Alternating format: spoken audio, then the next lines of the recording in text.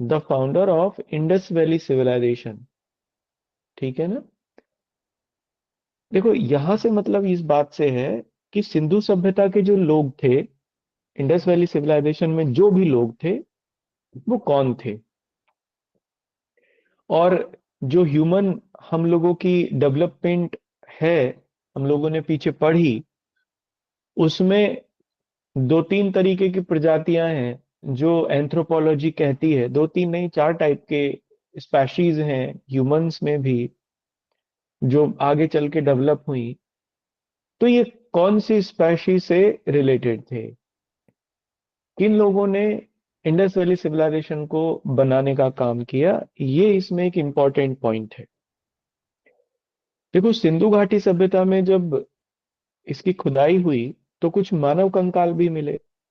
मोहनजोदड़ो से मिला, नहीं हड़प्पा से मिला, हड़प्पा से मानव कंकाल मिला है। यहाँ से हड़प्पा से ही एक कब्रिस्तान भी मिला है जिसका नाम R37 है। इस कब्रिस्तान का नाम रखा गया है। तो यहाँ से मिले कंकालों के आधार पे उनका विश्लेषण करके ये तय किया गया कि ये मेनली मेडिटेरेनियन जो स्पेशी है, भूमध्य सागरीय जो प्रजाति है, उसके लोग थे। मेडिटेरेनियन स्पेशी के लोग थे। देखो चार टाइप की स्पेशीज हैं दुनिया में। पहली है प्रोटो ऑस्ट्रेलाइड, उनको कहते हैं, या कॉकेशियन लोग कहते हैं, कॉकेशियन या प्रोटो ऑस्ट्रेलाइड। ये गोरी चमड़ी के लोग होते हैं।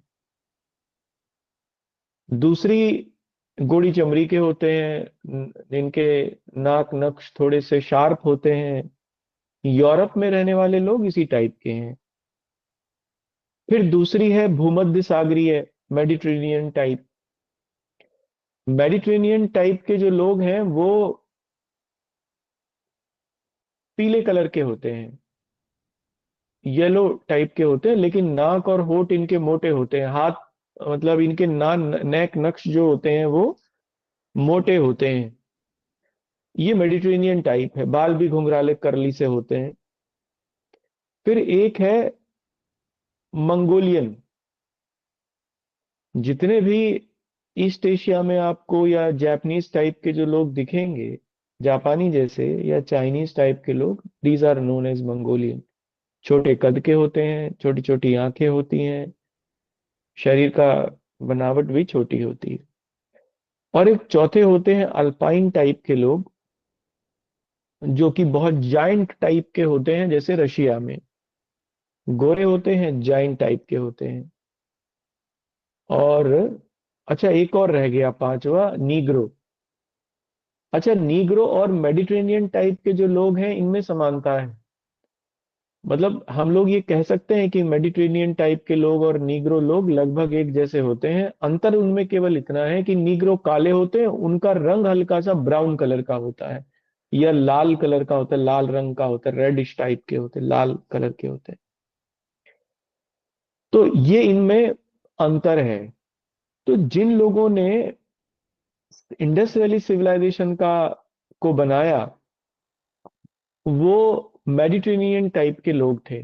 हम आते हैं, देखो इंडिया तो मिक्स अप है वैसे। इंडिया में तो सभी स्पेशीज देखने को मिल जाती हैं यहाँ पे। लेकिन उत्तर भारत में ज्यादातर लोग जो हैं वो कॉकेशियन टाइप के हैं, कॉकेशियन मूल के हैं, क्योंकि आर्यंस के वंशज हैं। भारत, पाकिस्तान, है ना। और यहाँ भी स्पेशली कुछ जातियां अगर हम लोग देखें तो दीज आर स्पेशली कॉकेशियन, है ना। ये जातियां कॉकेशियन ही हैं।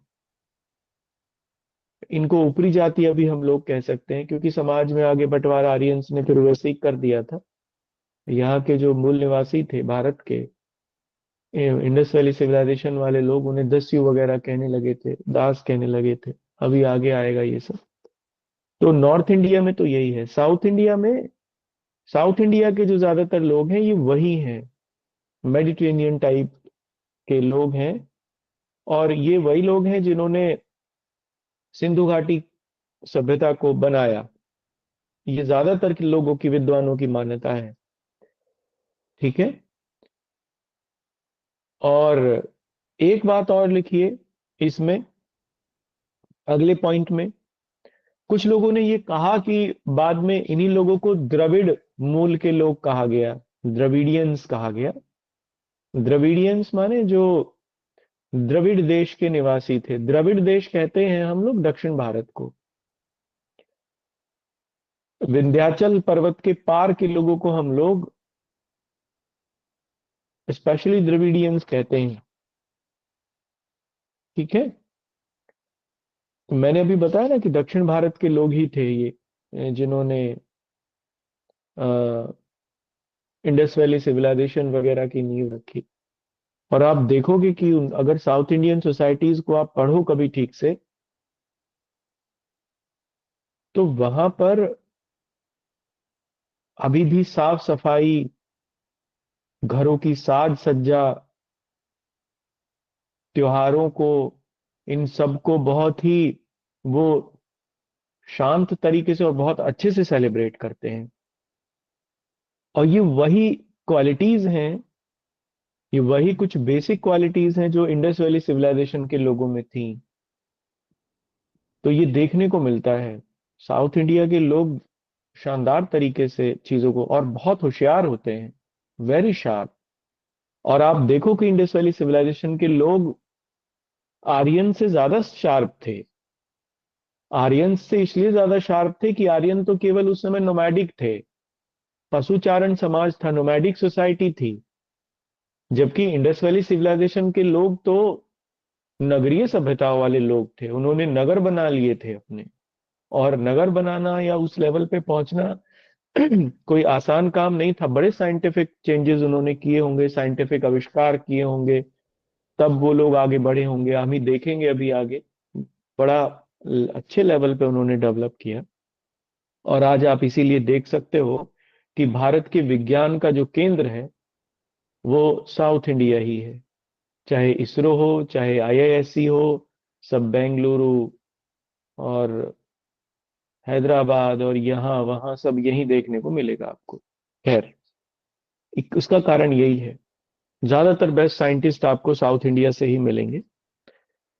देखो, अलग अलग विद्वानों के अलग अलग मत है कि सिंधु सभ्यता के कौन कौन निर्माता थे, हमने ऊपर देखा। तो कुछ विद्वानों के नाम लिख लेते हैं कि किसने क्या कहा। ठीक है, कि सिंधु सभ्यता के निर्माताओं के बारे में कि भाई कौन थे, इसके बारे में आ जाता है। तो आप लिख लीजिए, विद्वान एवं उनके मत, historians and their opinion, historians and their opinion. ठीक है। पहला लिखना आर्य, पहला लिखना इसमें आर्य। डॉक्टर लक्ष्मण स्वरूप नामक एक विद्वान है, विद्वान थे हिस्ट्री के, उन्होंने कहा कि सिंधु सभ्यता के निर्माता आर्य थे। पहले कोई और सभ्यता शुरू कर ली, तो डैश करके लिखना डॉक्टर लक्ष्मण स्वरूप, डॉक्टर लक्ष्मण स्वरूप। दूसरा लिखना सुमेरियन, आर्य लिख के फिर लिखना दूसरा सुमेरियन। देखो, सिंधु घाटी सभ्यता के जैसी ही आज का जहां इराक और सीरिया है, यहाँ पर सुमेरियन सभ्यता होती थी, समकालीन थी, एक ही समय में थी। तो एक ब्रिटिश विद्वान थे गार्डन चाइल्ड, जिनका नाम मैंने आपको पहले बताया।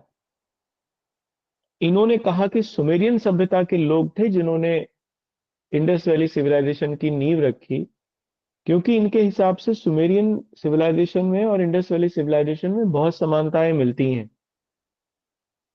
सिमिलैरिटीज बहुत मिलती हैं। तो इन्होंने कहा कि हो सकता है वो लोग यहाँ आ गए हों, यहाँ के उन्होंने अपना विकास कर लिया हो, इसीलिए सिमिलैरिटीज देखने को मिलती हैं। तो लिखना garden child, garden child. Next लिखिए द्रविड़, द्रविड़, है ना। इसके आगे डैश करके लिखना राखाल दास बनर्जी, राखाल दास बनर्जी, आर डी बनर्जी, जिन्होंने मोहनजोदड़ो की खोज की। उन्होंने यही कहा कि ये द्रविड़ लोग थे जो आज साउथ इंडिया में मिलते हैं, वही लोग थे ये जिन्होंने इंडस वैली सिविलाइजेशन की नींव रखी। और ये बात एक हद तक ठीक है। और लास्ट लिख लीजिए दास अथवा दस्यु, दास अथवा दस्यु। गॉर्डन चाइल्ड ने सुमेरियन बताया इन्हें, गॉर्डन चाइल्ड ने कहा कि ये सुमेरियन सभ्यता के लोग थे। ठीक है। नेक्स्ट लिखिए दास अथवा दस्यु। ये कहा मार्टिमर व्हीलर ने, मार्टिमर व्हीलर, ये भी ब्रिटिश हिस्टोरियन थे। मार्टिमर व्हीलर बड़े फेमस हैं। इन्होंने कहा कि दासों ने, यानी जिन्हें आर्यंस दास कहते थे, या ऋग्वेद में जिन्हें दस्यु कहा गया है, उन्होंने इंडस वैली सिविलाइजेशन की नींव रखी। इनका भी मत काफी हद तक मेरे हिसाब से तो ठीक है, क्योंकि आ, वही लोग दास कहे गए थे जो कि दस्यु का मतलब होता है जो हमारे जैसा नहीं है, which is not equal to us. उन्हीं को ऋग्वेद में दास कहा गया। चलिए ये हमारा कंप्लीट हो गया। दास दस्यु मार्टिमर व्हीलर, क्या मेरी ठीक है। मार्टिमर व्हीलर ने दास दस्यु कहा। अब अगला इसमें हेडिंग डाल लीजिए प्रमुख हड़प्पाई नगर, प्रमुख हड़प्पाई स्थल लिख लीजिए, नगर की जगह स्थल लिख लीजिए। प्रमुख हड़प्पाई स्थल, मेन, मेन हड़प्पन साइट्स। ठीक है।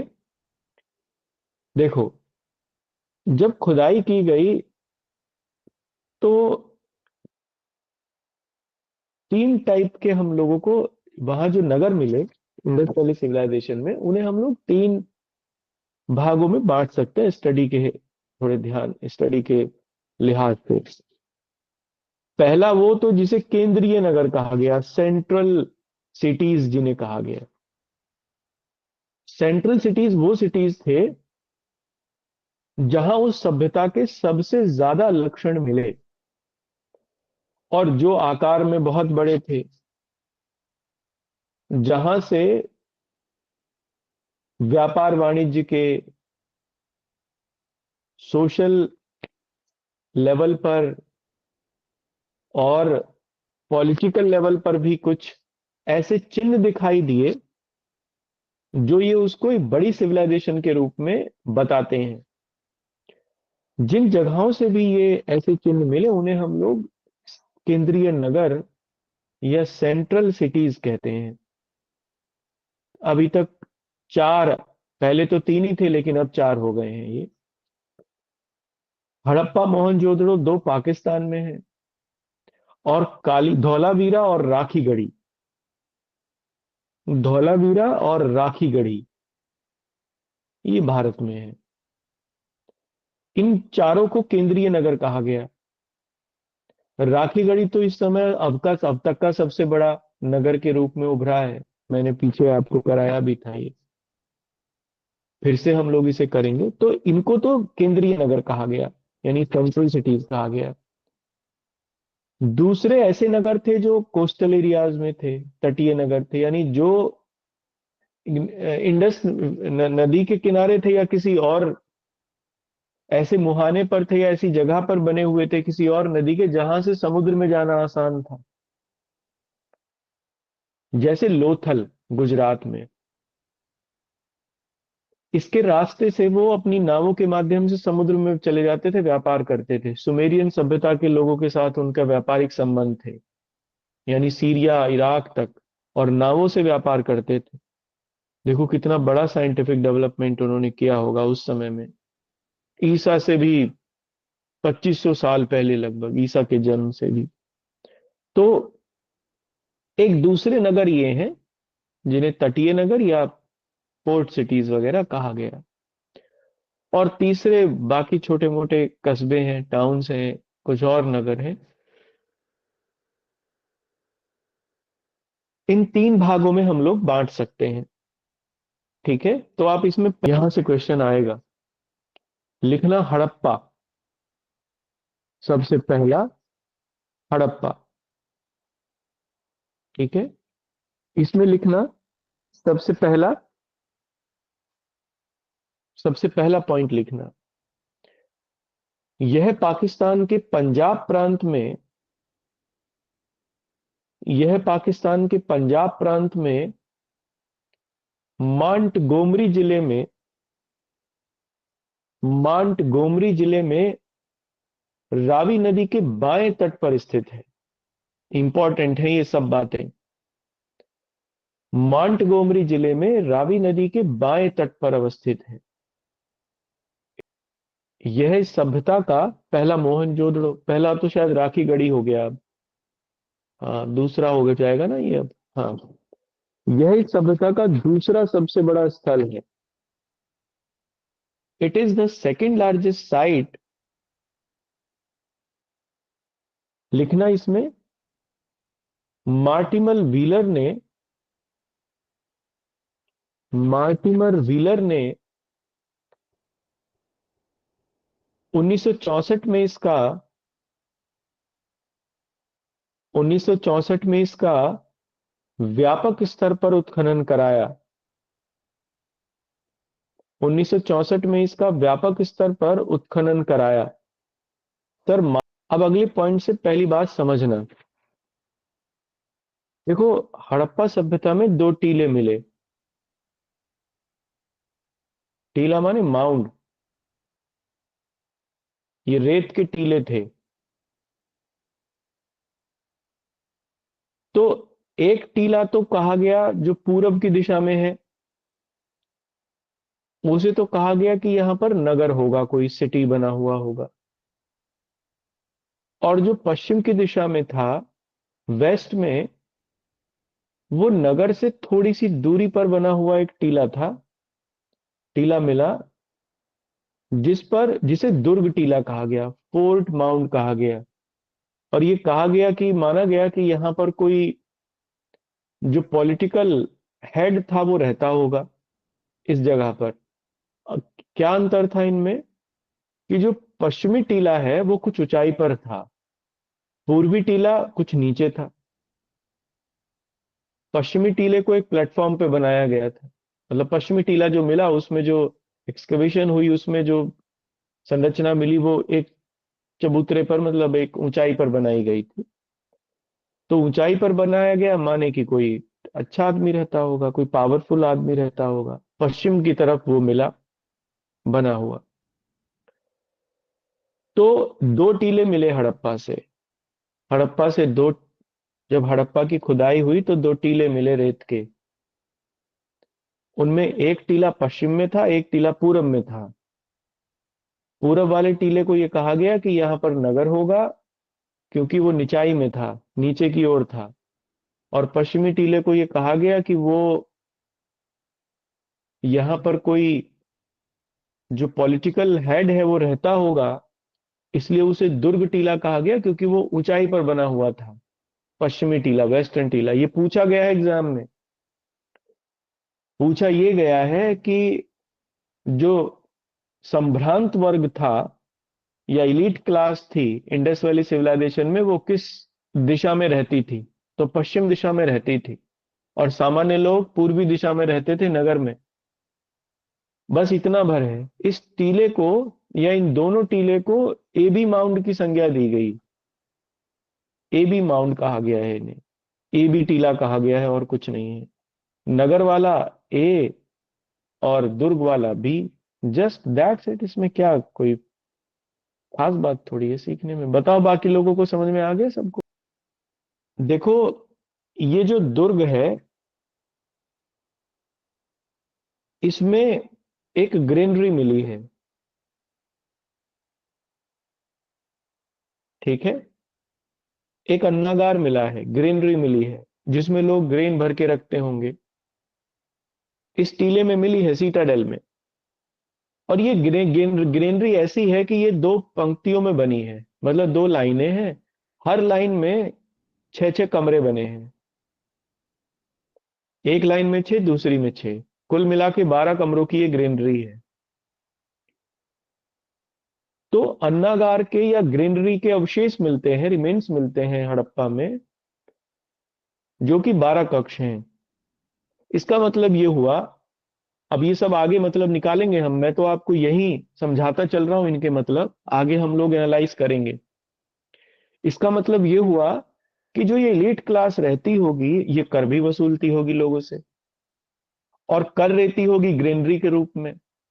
टैक्स लेती होगी ग्रीनरी के रूप में, और उसे यहां पर इकट्ठा कर लेती होगी। एक तो ये हो सकता है। दूसरा ये हो सकता है कि ये कोई स्टोरेज सिस्टम भी होगा, जहां एक्सेस जो प्रोड्यूस है वो इकट्ठा कर ली जाती होगी, और अकाल के समय में या किसी प्रॉब्लम के समय में उसको यहां से लोगों को बांट दिया जाता होगा। तो ये दोनों बातें हो सकती हैं। ठीक है। तो आप दूसरी बात समझिए। देखो, हड़प्पा से दो तरीके के कब्रिस्तान मिले, दो टाइप के मिले हैं।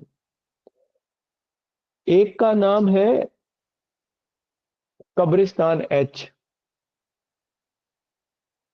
सेंटेनरी एच कहा गया है इसे। और एक दूसरा है कब्रिस्तान R37। नाम है ये, और कुछ नहीं है। R37, सेंटेनरी R37, दो हैं। देखो, ये जो कब्रिस्तान एच है, अच्छा, सिमेट्री है, ओके। ये जो कब्रिस्तान एच है, ये इंडस वैली सिविलाइजेशन के लोगों का नहीं है। इसमें जो अवशेष मिले हैं, वो किसी और संस्कृति का वो व्यक्ति है, जो यहाँ दफनाया गया था कब्र में। कुछ लोगों का मानना यह है कि आर्यंस ने जब अटैक किया होगा, क्योंकि कुछ लोग ये मानते हैं ना कि आर्यंस लोगों ने इंडस वैली सिविलाइजेशन के लोगों का को समाप्त किया, उन्होंने हमले कर दिए।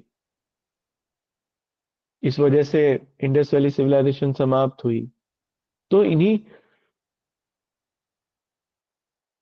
इन्हीं लोगों का ये मानना है कि उसी समय का कोई आर्यन मर गया होगा, तो इन लोगों ने इसे एक दूसरे कब्रिस्तान में दफनाया, अपने कब्रिस्तान में नहीं दफनाया। और इस कब्रिस्तान को उन्होंने कब्रिस्तान एच की कहा है। ये याद रखना, ये आया है एग्जाम में। तो कब्रिस्तान एच जो है हड़प्पा में मिला है, वो विजातीय संस्कृति का है, फॉरेन कल्चर या से संबंधित है। और जो दूसरा मिला है R37, ये इंडस वैली सिविलाइजेशन के लोगों का खुद का ही है। ठीक है। आ गई बात समझ में सबको? लिख ले, पॉइंट से लिखना।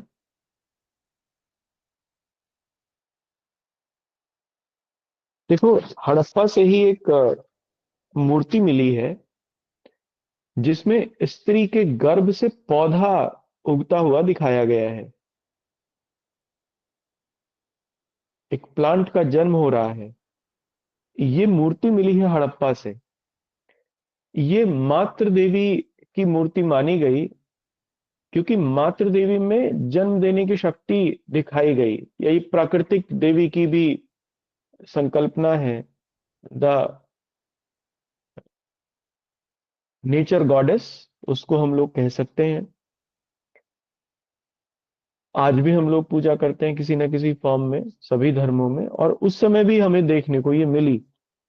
तो ये हड़प्पा से ही देखने को मिली है। तो आप लिखना अगले पॉइंट लास्ट लिख लीजिए इसमें, गेहूं तथा जौ के अवशेष। गेहूं तथा जौ के अवशेष। गेहूं तथा जौ के अवशेष, the remains of wheat and barley. एक नोट करके लिखना अब, ठीक है, एक नोट करके लिखना। देखो, सबसे ज्यादा मोहरें जिन्हें हम लोग सील कहते हैं, वो हड़प्पा से ही मिली। सबसे ज्यादा सील यही मिली हैं, और इन पर कुछ कुछ लिखा भी है, इन मोहरों पर, लेकिन ये पढ़ा नहीं जा सका है।